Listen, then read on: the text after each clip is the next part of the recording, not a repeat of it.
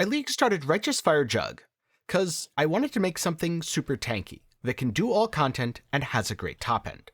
At least if I'm willing to put in the time to truly min-max it. And RF Jugg is definitely one of the best starters in 321. It's smoothly taken me through yellow maps and all the way into reds. But I've learned quite a lot along the way, not to mention made a few mistakes. So whether you're playing RF Jugg or another build, these tips might help make your progression smoother. Tip number 1, you need more than 75% fire res, which if you're not playing an RF build, means you need more than 75% res in general. Sure, you can start RF as early as Act 2 or 3 if you cap your fire res, but you need to pay close attention to your resistances, because at 75%, they're at risk of being lowered by enemy curses or exposure, and the minute you dip below 75, or ideally the minute you dip below 80 to 85 with max res, you're going to be taking a lot of damage. But don't worry too much about overcapped fire res being a wasteful stat, since ultimately it just means you have more life regen. As a bonus tip, watch out for reduced life recovery rate on maps. This mod can be a real problem, and it starts rolling pretty early. Personally, I found that I can power through with Blood of the Karui, but it's definitely not a pleasant experience, and so I'd only do it if you only have one corrupted map, and you really don't want to go trade, reroll it with Harvest, or just get another one as a drop. Now, tip number 2 is one that applies very broadly to all builds, and that is, don't get caught up on having specific uniques. For example, early on, Saffel's frame was 15 to 20 chaos in the first day, but the shield I'm wearing is honestly fine. It has damage and a bit of defenses from block, while only costing me a couple chaos. Plus, the Crucible tree for it helped me cap out the decks that I needed for my gems, which is a nice plus. Righteous Fire Jugg, and many builds in Path of Exile, don't have any mandatory uniques. At the very least, most League starters don't have any mandatory uniques, so don't be afraid to grab a rare. Cause sure, my Death Rush makes clearing way faster. I didn't buy this, by the way, it happened to be a lucky drop. It's nice to have for sure, but my build won't fall apart just because I took it off. And speaking of, if you want to know more about my build, do be sure to get subscribed so that you don't miss my build update that'll be coming out soon. As a bonus tip, there's also a lot of flexibility when it comes to a pseudo-link for your fire trap. For example, you can use Worm Sign, which has a built-in level 5 conk effect.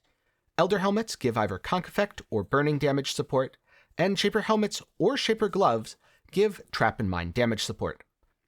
All of these will let you run your Righteous Fire as a 6 link in your chest, and then your Fire Trap as a 5 link in your helmet. Though, to be honest, if you end up running a 6 link Fire Trap in your chest, and then a 5 link RF in your helmet, that works fine too, go with whatever you have the colors for. Next up, tip number 3. You don't need a Scepter. At first, losing out on the 30 to 40% increased LE damage from a Scepter seems really bad. But if you can manage to get 180 to 240 int, either via your amulet or a couple nodes on the tree, you can instead use a Convening or Convoking Wand. This gives 20 to 30% increased minion damage. And since it's very easy to pick up Spiritual Aid, that becomes 20 to 30% generic increased damage. And so if you want a cheap weapon, consider looking for a wand with some of the following stats, maybe 2 to 3 of these with varying rolls. All fire spell skill gems, increased fire damage, increased burning damage, fire damage over time multiplier, or damage over time multiplier. Now, if your budget is a little higher, and you can afford to craft something, try buying a fractured all spell skill gems base on one of the 2 wands I mentioned earlier. Then roll it with Deafening Essence of Fear for minion damage. Remember, minion damage is effectively as good as fire damage for this build. Keep rolling until you have an open suffix, that way you can craft fire dot multi, and if you happen to hit dot multi, all the better. Do this with a few essences, and you should have a damn good weapon at very little cost. To make things a little bit easier, the weapons can roll int as a suffix. And you can get weapon or shield trees that give plus 80 to intelligence. Sure, you'll end up losing a little ESN mana, but those stats don't really matter anyway. Tip number 4. Pay attention to how much armor your chest piece has. Unbreakable applies 8% of your armor to elemental damage taken with hits, while also doubling the armor you get from your chest. Furthermore, the Armor and Energy Shield Mastery applies 10% of armor to chaos damage taken from hits, making armor a godly all-round defensive stat for this build.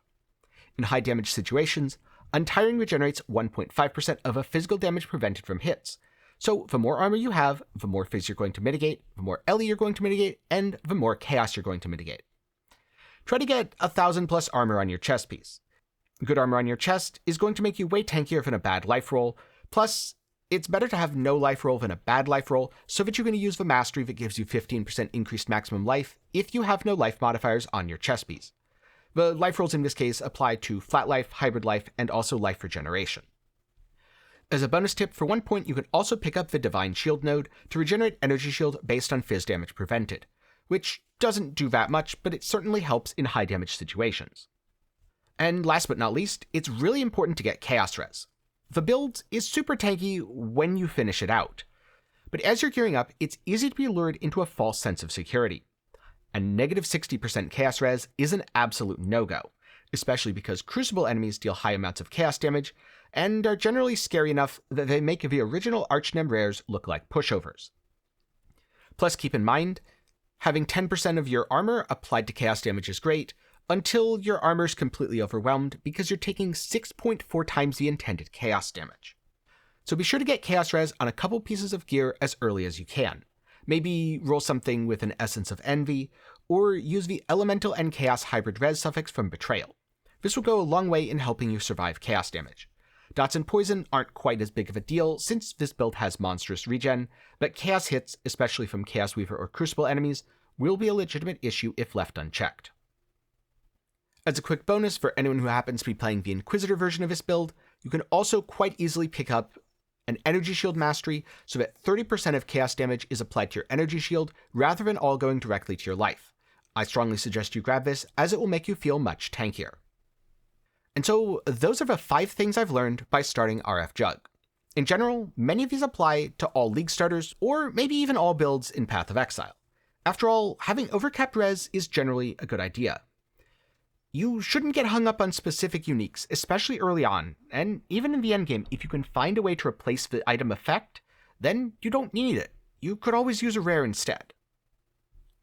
Plus, another common mistake I see people make is focusing way too much on max life and not enough on EHP through damage mitigation. If you want to know more about how to layer your defenses in PoE, then do be sure to check out my full defenses guide after this, or read it over on Maxroll.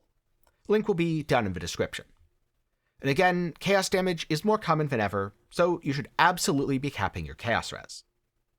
With that said, I'm curious, is there anything you've done this league that you want to share? Be it a mistake you made, or a tip for others? Leave that down in the comments. And since you made it to the end of the video, why not leave a like while you're down there, since hopefully you enjoyed it. Now before I go, a special thanks to my patrons and channel members for the continued support. For as low as $1 a month, you can help make videos just like this one possible. Link to that will be down in the description. And if you're looking for something else to watch, maybe check out my defenses guide, a video I recently made on how to never be broke in Path of Exile on League Start, or you can always go with a recommendation that's on screen right now. Thanks for watching, I hope your League Start's gone well, and I hope to see you again sometime soon.